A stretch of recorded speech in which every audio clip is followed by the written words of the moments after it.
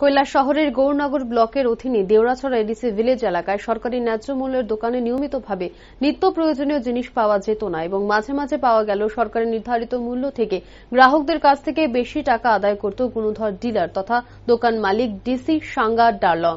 শুধু তাই নয়, গুণধর এই মালিক ব্রাউন সুগার, ফেন্সিডিল, ইয়াবা ট্যাবলেট সহ আরও অন্যান্য নেশা সামগ্রী বিক্রির সাথেও জড়িত ছিল বলে গ্রামবাসীরা দীর্ঘদিন ধরে দাবি করে আসছিল। এ ব্যাপারে বিগত 25শে মে রাজ্যের সবগুলো ইলেকট্রনিক মিডিয়ায় নিউজ সম্প্রচারিত হবার পর অবশেষে স্থানীয় প্রশাসন নড়ে চড়ে বসে। কৈলাস শহরের মহকুমার শাসক প্রদীপ সরকারের নজরে এই নিউজটি আসার পর মহকুমার শাসক প্রদীপ সরকার ওনার অফিসের 2 ডেপুটি কালেক্টরকে নিয়ে দেওরাছড়া গ্রামে তদন্তে পাঠান।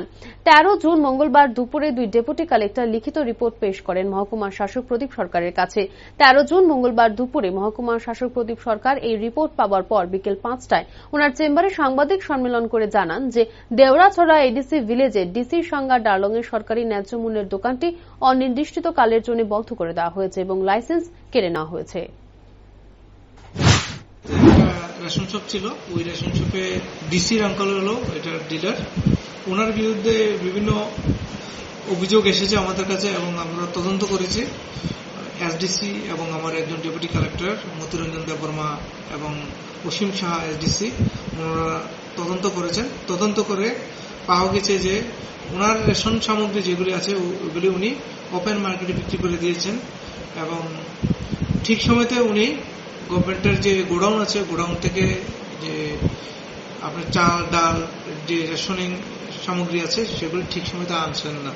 20 তারিখের আমাদের নিয়ম হলো কি 1 তারিখের মধ্যে আমাদের গভর্নমেন্টকে এই যে সামগ্রীর টাকা জমা দিয়ে দিতে হয়, আমরা ডেলিভারি অর্ডার বলি, ডিও বলি। ডিউটা আমাদের 22 থেকে 30 তারিখের মধ্যে জমা দিতে হয়। সে দেখা যায় কি এই মাসে তো গত মাসে তো দেয় নাই, এই মাসেরই সবাই 1 দিন বা 2 দিন আগে ডিও জমা দেয়। তো 2 দিনের মধ্যে তো সবাই সামগ্রীটা নিতে পারে না।